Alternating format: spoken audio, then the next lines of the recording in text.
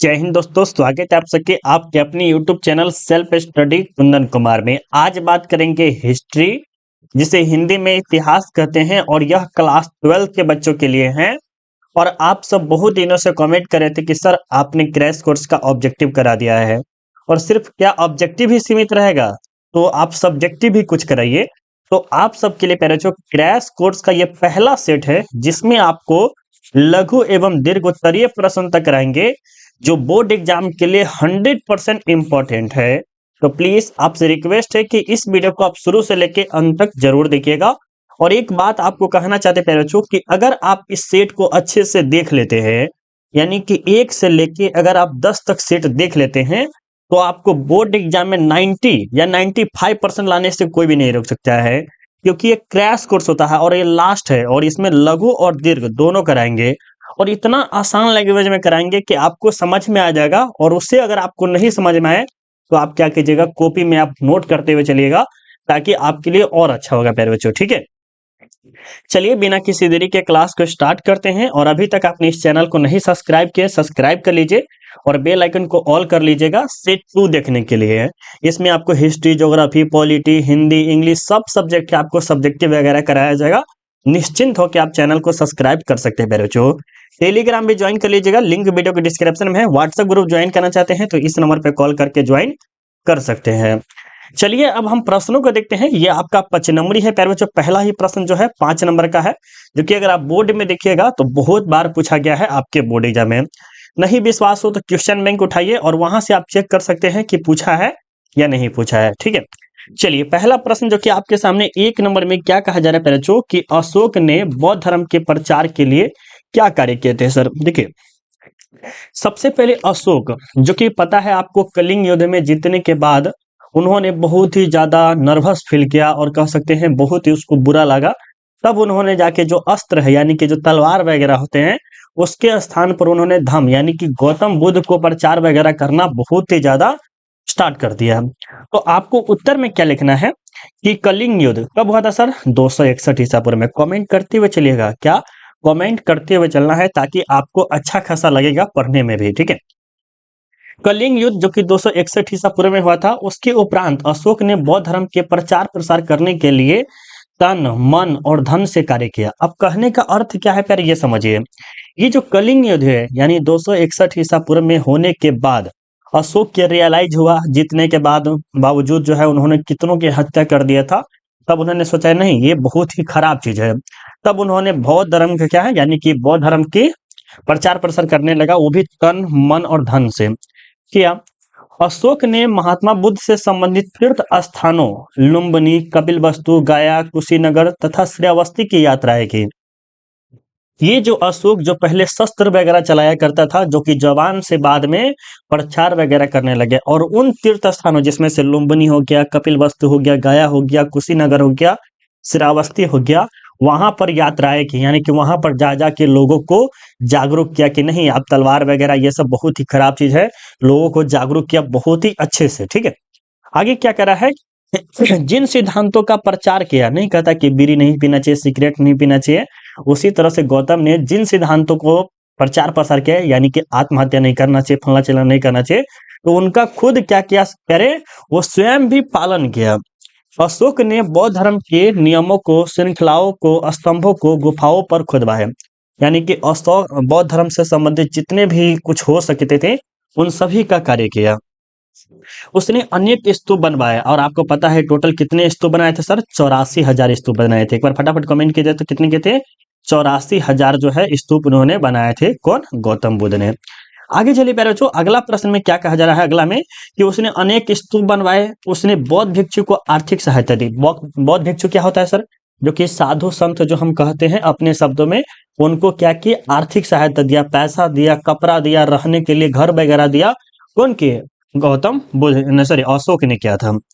बौद्ध धर्म के आंतरिक फुट को दूर करने के लिए पाटलिपुत्र में बौद्धों की तीसरी संगीति का आयोजन भी किया। अगर आपके बोर्ड एग्जाम में पूछ लिया जाए, अगर आपके बोर्ड एग्जाम में पूछ लिया जाए कि बौद्धों की तीसरी संगीति कहाँ हुई थी, आप बोलेगा सर पाटलिपुत्र में हुआ था। फटाफट कमेंट किए तो कहां पर हुआ था सर? पाटलिपुत्र में हुआ था। क्यों हुआ था सर? तो इनके बीच में जो फूट था, यानी कि साधु संत के बीच में जो फूट था या विभाजन था, उसको दूर करने के लिए, ठीक है। आगे चलिए क्या कहा जा रहा है कि बौद्ध धर्म के प्रचार हेतु प्रचारकों को भारत के विभिन्न भागों के साथ साथ विदेशों में भी भेजा। अब भारत भर में ही नहीं रखा, बल्कि में बाहर भी भेजा, ऐसे श्रीलंका हो गया और भी जगह जो है, जापान हो गया, वहां पर भेजना स्टार्ट कर दिए। श्रीलंका में अशोक ने अपने पुत्र महेंद्र और पुत्री संघमित्रा को भेजा। इस प्रकार जो अशोक बौद्ध धर्म को विश्व धर्म बना दिया, यानी कि जो अशोक ने क्या किया, बौद्ध धर्म को विश्व धर्म बना दिया और इन्हीं के बदौलत जो है बौद्ध धर्म की मान्यता जो है आज बहुत ही ज्यादा सर्वश्रेष्ठ है, जो कि आपको पता है सब्जेक्टिव में यहाँ से बहुत ज्यादा प्रश्न पूछे जाते हैं। उम्मीद है कि आपको ये प्रश्न अच्छे से याद हो गया होगा और ये प्रश्न को आप स्टार मार्क लगा लीजिएगा, क्योंकि ये प्रश्न 100% पूछे जाने का चांस है। चलिए प्यारे बच्चों, समझ में आ गया होगा।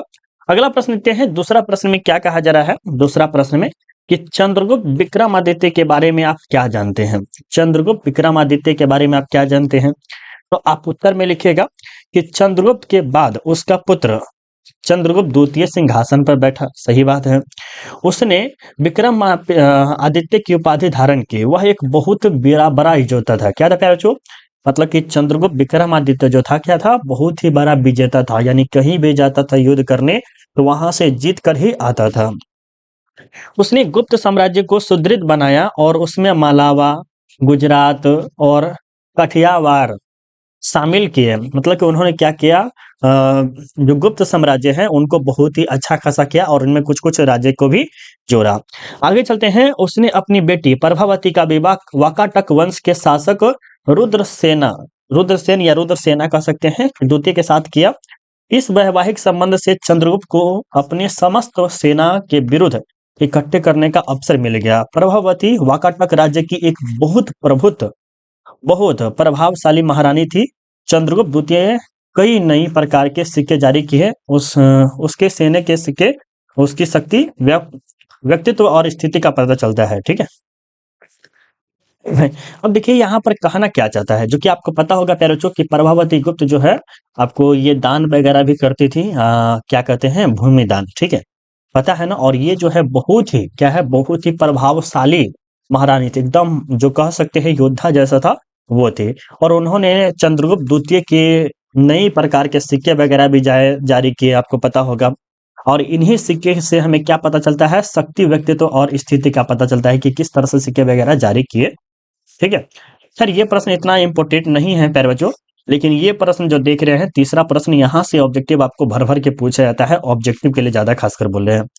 तो यहाँ पर ऑब्जेक्टिव आपके खास है प्यारे बच्चों, देखिएगा, ध्यान दीजिएगा क्या कहा जा रहा है। प्रश्न तीसरा में देखिएगा, कहा जा रहा है कि मेगास्थनीज के बारे में आप क्या जानते हैं। सर मेगास्थनीज जो कि कहाँ का रहने वाला था, फटाफट कमेंट कीजिए। तो सर यूनान का रहने वाला था। वो कहाँ पर आया था, तो चंद्रगुप्त मौर्य के दरबार में था। इन्होंने एक पुस्तक लिखा है जिसका नाम क्या है सर, इंडिका है। किसके बारे में जानकारी मिलती है, तो मौर्य वंश के बारे में जानकारी मिलती है, ठीक है। इतना हम बता दिए, आपको याद हो गया होगा। चलिए हम यहाँ पर अब उत्तर देखते हैं। क्या कहा जा रहा है, मेगास्थनीज चंद्रगुप्त मौर्य के दरबार में यूनानी राजदूत था। क्या था प्यारे बच्चों, यूनानी राजदूत, यानी कि यूनान का रहने वाला था। उसे संयुक्त ने अपना राजदूत बनाकर उसे चंद्रगुप्त मौर्य के दरबार में भेजा था। संयुक्त नहीं है सर, सेल्यूक्स था। कौन था, सेल्यूक्स। सेल्यूक्स ने क्या किया, अपना राजदूत बनाकर चंद्रगुप्त मौर्य के दरबार में भेजा। कौन भेजा था सर, सेल्यूक्स ने, जो कि कहाँ का रहने वाला था, यूनान का रहने वाला था। क्यों भेजा था, क्योंकि इन्होंने हेलना से विवाह कर लिया था। कौन कर लिया था सर, चंद्रगुप्त मौर्य ने किया हुआ था, ठीक है। आगे चलिए, मेगास्थनीज ने भारत में जो भी कुछ देखा उसने अपने इंडिका नामक पुस्तक में लिख दिया। अब देखिए, मेगास्थनीज जब भारत में यानी चंद्रगुप्त मौर्य के दरबार में जब आए और उन्होंने जो भी कुछ देखा, यानी कि यहाँ पर महिलाओं के साथ इस तरह से है, वहाँ के प्राकृतिक भरियाई ऐसा है, यहाँ की धार्मिक व्यवस्था इस तरह से है, इन्होंने अपने पुस्तक इंडिका में क्या किया, वो सारा का सारा जो है वर्णन कर दिया। उसने भारत का जो विवरण प्रस्तुत किया उसमें उसने भौगोलिक, पर्यावरण, भारतीय के सामाजिक जीवन जैसे महिलाओं हो गया, धार्मिक हो गया, धार्मिक अवस्थापनाओं, राजनीतिक तथा प्रशासन के बारे में लिख डाला। तो अगर आप ये याद कर लीजिएगा तो 2 नंबर का प्रश्न है प्यारे बच्चों, इसे 100% याद कर लीजिएगा। चलिए अब अगला प्रश्न लिखते हैं। अगला प्रश्न में क्या कहा जा रहा है प्यारे बच्चों, देखिएगा 4 नंबर में कि महाजनपदों के बारे में संक्षिप्त में लिखे। महाजनपद, महाजनपद कितने हैं सर, 16 है। महाजनपद की जानकारी जो है अंगुत्तर निकाय से हमें मिलती है, पता है। जिसमें सबसे शक्तिशाली कौन है सर? मगध है। मगध में जो है इसके जो संस्थापक कौन थे? बिंबिसार थे ना। और उसके बाद अजात शत्रु जो कि मार दिए थे, पता है ना सर? बिल्कुल सर। अब यहाँ पर उत्तर लिखिए। कहा जा रहा है कि 16 महाजनपदों के काल में सबसे शक्तिशाली जो है मगध था। बिल्कुल सर। क्यों मगध शक्तिशाली था? क्योंकि यहाँ के रख रखाव शक्तिशाली राजक था, प्राकृतिक सुरक्षा ज्यादा था, नदी वगैरह जो उपजाऊ था, मतलब नदी के जो आसपास के जो जमीन थे वो उपजाऊ था, पानी आसानी से मिल जाता था, इसके कारण जो अभी गंगा नदी सोन नदी के निकट बसता है। बिल्कुल सही बात है सर। मगध ने अपनी राजधानी बढ़ाने के लिए कई जगह की रानियों के साथ विवाह किया। अब सही बात है सर, अजातशत्रु हो गया, बिंबिसार हो गया, ये सब क्या किया? ये सब क्या किए? शासक जो थे वो कई जगह के रानियों के साथ क्या वैवाहिक संबंध बनाए। और जब वैवाहिक संबंध बन जाता है तो क्या होता है? दोनों के बीच में मित्रता हो जाता है, संबंध क्या होते हैं? मित्रता संबंध हो जाता है। दुश्मनी करने का कोई छौरी का मतलब खत्म हो जाता है, दुश्मनी खत्म हो जाता है। जिसमें से लिच्छवी की राजकुमारी जो कि ये भी शक्तिशाली थी प्यारे बच्चों, ठीक है, कौशला से विवाह किया, इसीलिए मगध सबसे शक्तिशाली राज्य बना। और इन सब के कारण जो है मगध आज जो है शक्तिशाली, अभी तो खैर नहीं माना जा सकता है, प्राचीन काल में बहुत ही शक्तिशाली था 16 महाजनपदों में, ठीक है। जैसे आज के समय में कितने राज्य है? 28 राज्य है। जो कि कहा जाए तो सबसे अच्छा भी कहाँ है? पटना है सर। पटना भी जाना अभी बहुत ही ज्यादा अच्छा है, आकर्षक है, बहुत ही ज्यादा जनसंख्या यहाँ पर जाते हैं लोग, आते रहते हैं, है ना। उसी तरह से उस समय जो है मगध जो है बहुत ही शक्तिशाली था, ठीक है। चलिए सर, अगला प्रश्न देखते हैं, और ये प्रश्न को आप 100% याद कर लीजिएगा प्यारे बच्चों। ये प्रश्न कहा जाए तो एमवीवीआई है। क्या है? एमवीवीआई है। इस प्रश्न को कैटेगरी में एमवीवीआई रखते हैं। अगर हो सके तो इस प्रश्न से रिलेटेड एक बार आप गूगल पे भी जाकर सर्च कर सकते हैं।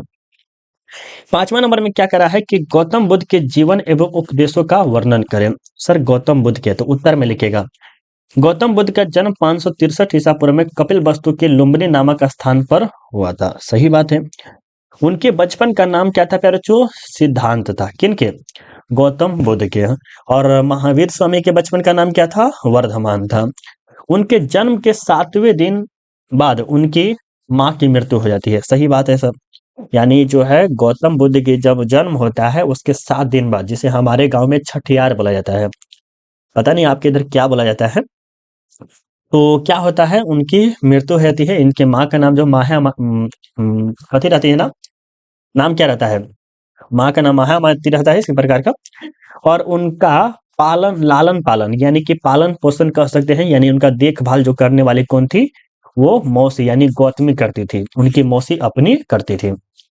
16 वर्ष की अवस्था में उसका विवाह यशोधरा से हो गई। अब देखिए 16 वर्ष की अवस्था में विवाह हो गया, और इसको एक ज्योतिष भी बोले हुए थे कि ये आगे जाकर या तो ये सबसे बड़ा शासक बनेगा या सबसे बड़ा संत बनेगा, जिसमें से संत जो है बन गए। किसके साथ हुआ था प्यारे बच्चों? यशोधरा के साथ, जो कि बहुत ही प्रिय, बहुत ही सुंदर, बहुत ही आकर्षक जो कह सकते हैं वो है। कहते हैं ना कि देवलोक से उतरी जो है, इस तरह से थे वो, बहुत ही सुंदर।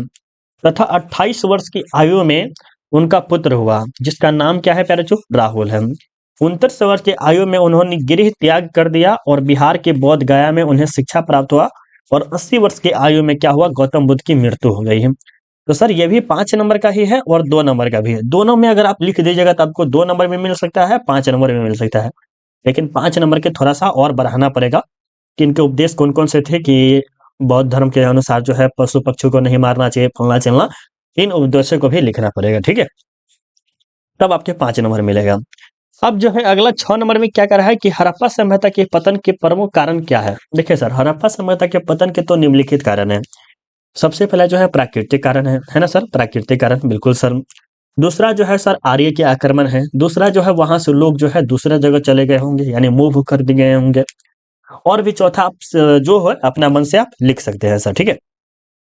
अगर पूछे कि हड़प्पा सभ्यता की खोज कब हुई थी बताइए तो फटाफट, तो सर बोलिएगा 1921 में हुआ था। किसने किया था सर? दयाराम साहनी जी ने किया था। ये आप सबको पता होगा, रावी नदी किनारे किया था। उत्तर में लिखिएगा कि हड़प्पा सभ्यता का पतन 1750 ईसा पूर्व के आसपास में हुआ था। सही बात है, जो कि 2600 ईसा पूर्व से 1750 ईसा पूर्व चला था। हड़प्पा सभ्यता का पतन इस प्रकार हुआ जिसके लेकर विद्वानों में मतभेद है। मतलब कि हड़प्पा सभ्यता का पतन किस प्रकार हुआ वो किसी को पता नहीं है, और इन्हीं के लेकर क्या है, विद्वानों में मतभेद वगैरह या कुछ बात विवाद होता ही रहता है। कुछ विद्वानों का मानना है कि अचानक बाढ़ आई होगी और इस सभ्यता का पतन हो गया, यानी कि पहले विद्वान का कहना है कि अचानक बाढ़ आई होगी और वहां के लोग जो है बह गए होंगे, या कह सकते हैं डूब के मर गए होंगे। दूसरे विद्वान का कहना है कि आर्यों के आक्रमण के कारण क्या हुआ, हड़प्पा सभ्यता का पतन हुआ। बिल्कुल सही बात है। और आपको पता है कि हड़प्पा सभ्यता जो थी वो शहरी थी, जिसके कारण वहां पर आर्य लोग आए होंगे और छुरा तलवार से मार उड़ के सभी को, और सारा का सारा खजाना वगैरह लूट कर चले गए होंगे, जो कि आप फिल्म वगैरह में देखते हैं। तीसरे विद्वानों का कहना है कि भूकंप आया और हड़प्पा सभ्यता का पतन हो गया। भूकंप भी सबसे बड़ा रीजन हो सकता है, जो कि जानते हैं भूकंप से बड़ा बिल्डिंग से बिल्डिंग पूरा दह जाता है, खत्म हो जाता है। इसी प्रकार अनेक विद्वानों को कुछ अलग अलग ही कहना है, लेकिन इस सभ्यता का पतन कैसे हुआ अभी तक किसी को पता नहीं है। यानी ये हड़प्पा सभ्यता का पतन कैसे हुआ है, ये अभी तक किसी को पता नहीं है। अगर ये बोर्ड एग्जाम के लिए कहा जाए तो सर ये MVVI है, MVVI की कैटेगरी में रखा गया प्रश्न है, क्योंकि आप 100% पढ़ लीजिएगा, ठीक है। चलिए अगला प्रश्न देखते हैं, इतिवृत्त क्या है सर। तो इतिवृत्त से तात्पर्य किसी के बारे में पूर्ण जानकारी या किसी भी चीज के बारे में विस्तार से चर्चा रहती है, उसे हम इतिवृत्त कहते हैं। जैसे अशोक हो गया सर, क्या अशोक मान लेते हैं हम। अशोक के बारे में पूर्ण जानकारी या किसी भी चीज के बारे में विस्तार से चर्चा रहती है, उसे हम इतिवृत्त कहते हैं। यानी आपको अशोक के बारे में कुछ जानकारी नहीं है या है, तो उसे हम इतिवृत्त कह सकते हैं, या आप विस्तार में जानना चाहते हैं तो उसे हम इतिवृत्त कह सकते हैं, ठीक है, क्योंकि खास है थोड़ा मोड़ा।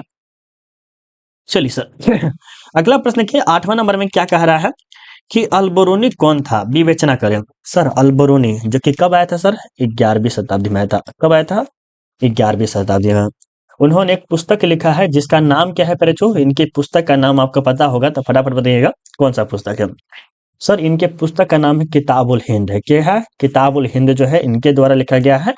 और रिहला जो है सर वो इब्न बतूता के द्वारा लिखा गया है, जो कि हम आपको अच्छे से बताए हुए हैं। उत्तर में क्या लिखेगा सर कि अल्बरूनी का जन्म उज्बेकिस्तान नामक स्थान पर हुआ था। यही प्रश्न बहुत बार पूछा गया है, VVI याद रखिएगा, ठीक है।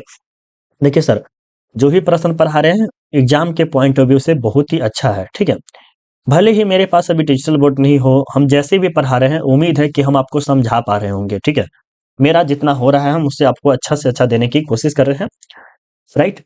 अल्बरूनी के पास कई भाषाओं का ज्ञान था, जैसे संस्कृत, हिंदी, ज्योति, फारसी, अरबी आदि भाषाओं का ज्ञान था। सही बात है सर।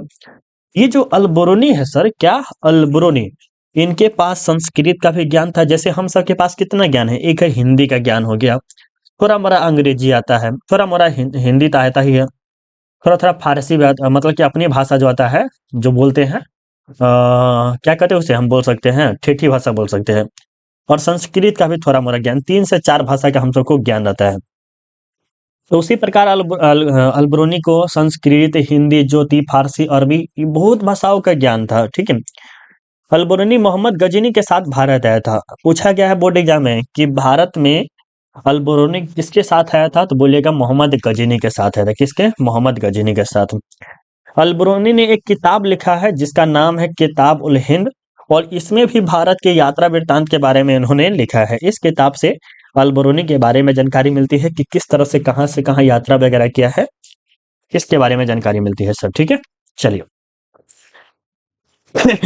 चलिए पहले आगे देखते हैं। देखिए आप सब लाइक करना भूल जाते हैं बाबू, प्लीज रिक्वेस्ट है, हम आपके लिए इतना मेहनत करते हैं तो आपका भी कर्तव्य है कि वीडियो को लाइक करें। तो प्लीज रिक्वेस्ट है कि इस वीडियो को लाइक कर दीजिए, ज्यादा अच्छा रहेगा प्यारे बच्चों। चलिए पहले अगला प्रश्न देखते हैं। 9 नंबर में क्या करा है कि खिलाफत आंदोलन से आप क्या समझते हैं। खिलाफत आंदोलन से क्या समझते हैं, तो उत्तर में लिखेगा कि प्रथम विश्व युद्ध के दौरान अंग्रेजों ने मुसलमानों से उसके हितों की रक्षा की बात किया था, लेकिन युद्ध की समाप्ति के बाद अंग्रेजों ने इस संधि के द्वारा तुर्की के सभी अधिकारियों को समाप्त कर दिया। अब समझिए कहना क्या चाहता है, ठीक है। जो कि आपको पता होगा सर कि 1914 से लेकर 1918 तक प्रथम विश्व युद्ध चला था ना, बिल्कुल सर।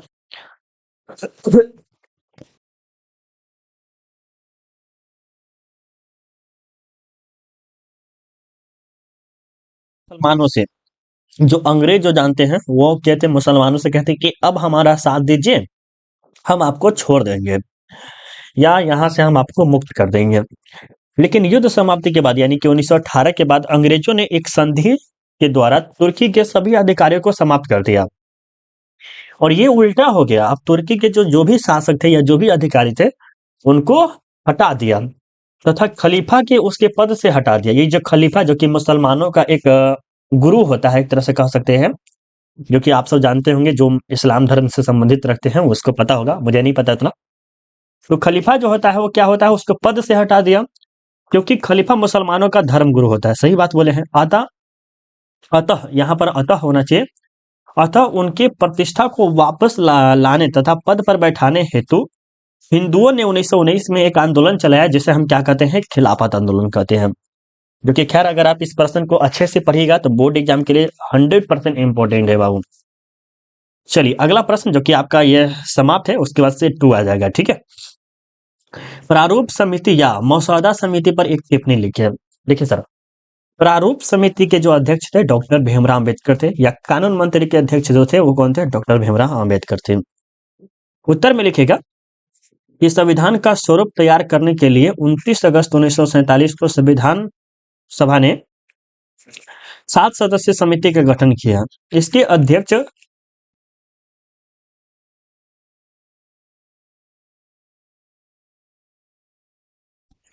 इसके समिति का जो गठन किया, इसके अध्यक्ष जो थे कौन थे, बाबा साहब भीमराव अम्बेडकर थे। इस समिति ने संविधान के प्रारूप समिति को संविधान सभा के सामने फरवरी 1948 को सौंप दिया और यही जो है आपको याद रखना है, ठीक है सर।